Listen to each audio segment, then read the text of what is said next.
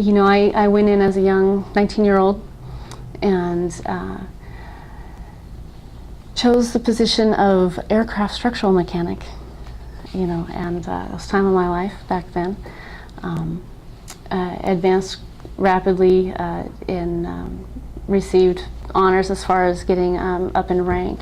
I don't know if you know the structure system, the E1, E2, E3, are you familiar with that?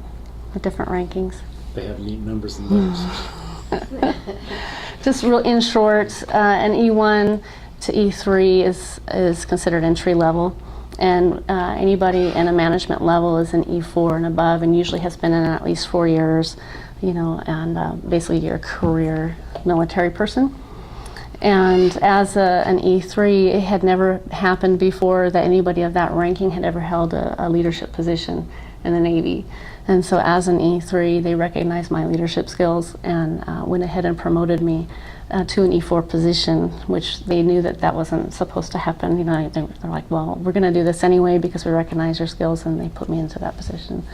So I was more in a management role. How many years were you in? 4. Were you deployed on board, or?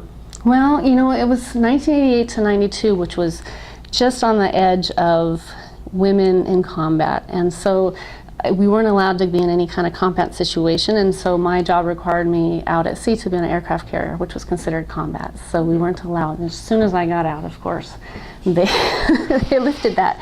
But no, I didn't go out and see. I had shore duty, which is called shore duty, which was just north of Malibu, and very nice duty, and we got to go several places domestically. We didn't go internationally. We went out to Key West, Reno, Nevada, places like that, but no, not overseas.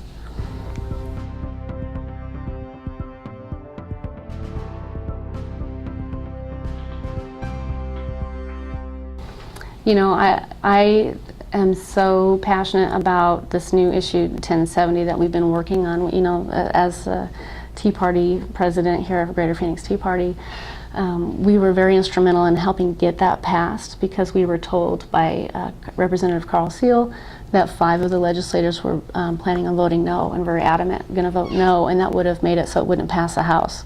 And so we asked, what do you want us to do? And they said, well, here's the names and the phone numbers of these 5. And we went to our membership and we said, start making phone calls. And at the vote, all 5 of them voted yes.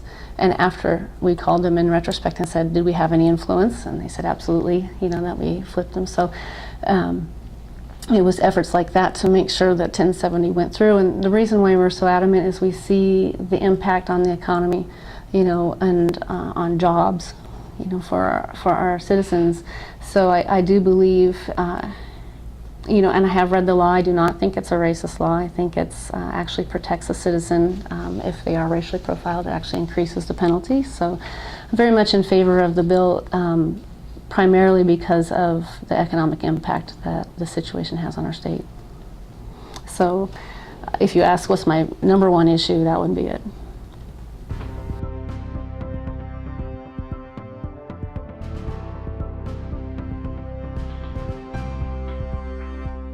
Well, it's you remember in high school when you had the 3 circles that would combine, and in the middle it was the concentric circle.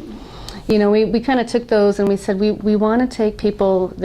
You have different philosophies. You have, say, the Christian, the pro-life and pro-marriage and that type of mentality, and you have the libertarian where they're atheists and they believe in abortion or whatever, all these social issues, and then you have the people that are all about the Second Amendment, and if they start talking about these issues, they're going to argue and divide, and so we noticed that all of those groups agree on 3 simple principles, and that is on the Constitution and maintaining the Constitution. For example, we had the Appropriations Committee chair was arguing with somebody on the committee saying, we need to balance this budget, we need to do X, Y, and Z, and Representative Seal said, well, you can't do that, that's against the Arizona Constitution. And he was told, well, I don't care about the Constitution, we have to do this. And I think that's a crisis in and of itself, that we very much think that the Constitution needs to be upheld regardless if it's popular or not. So the Constitution, first and foremost. Second, free market principles, and then, so Constitution, sorry, I'm nervous. Constitution, the free market, and there's a third one, of course I'm drawing a blank, but it's something to the effect of not socialism, and we want to see the market open and capitalist driven. So, does that make sense? So that we all agree on that, and these are the issues that we're championing, having to do with fiscal responsibility.